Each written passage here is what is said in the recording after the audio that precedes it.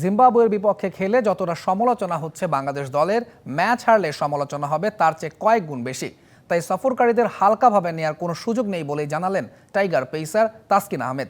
কাল 5 ম্যাচ সিরিজের চতুর্থ টি-20তে জিম্বাবুয়ের বিপক্ষে খেলবে টাইগাররা। মিরপুরে ম্যাচ শুরু হবে সন্ধ্যা 6টায়।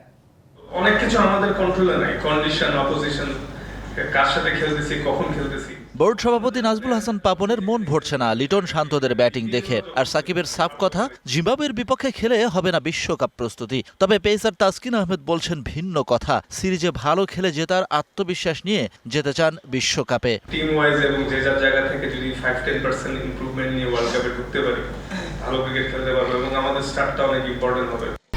1, 2, 3 ঢাকায় জমি জিতে নিন 100% ক্যাশব্যাক সহ 20 কোটি টাকার পুরস্কার। 2004 সালে যেদিন প্রথমবার জিম্বাবুয়েকে ওয়ানডেতে হারিয়েছিল টাইগাররা, সেদিন বিজয় আনন্দে ভেসেছিল গোটা দেশ। সেই দেশটাকে এখনো হারায় টাইগাররা। তবে এই জয়ে বাহবা নয়, সঙ্গী হয় সমালোচনা। কারণ সেই জিম্বাবুয়ের সাথে এই জিম্বাবুয়ের ফারাক রাত দিন। আর তাই পচা শামুকে পা কাটতে চায় না বাংলাদেশ। আসলে যতই কথা হচ্ছে জিম্বাবুয়ে নিয়ে, আবার যদি একটা ম্যাচ হেরে যাই তখন কিন্তু আবার অন্যরকম কথা হবে যে জিম্বাবুয়ের সাথে আসছে, জিতলে ক্রেডিটটা কম পাই।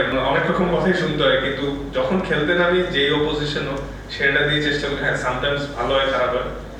জিম্বাবুয়ের বিপক্ষে সিরিজ নিশ্চিত হয়ে গেছে আগেই। বাকি 2 ম্যাচেও বাংলাদেশ ফেভারিট বলবে নিন্দুকেও। ঢাকার 2 ম্যাচে সাকিব মুস্তাফিজের সাথে দলে মাঠের একাদশে দেখা যেতে পারে সৌম্য সরকারকেও। নেট সেশনে সাকিব, সৌম্য, মুস্তাফিজরা ছিলেন সিরিয়াস মুডে। সৌম্য ভাই লাস্ট কিছুদিন অনেক ভালো ট্রেনিং করছে। Shahan Papon, DBC news, Dhaka.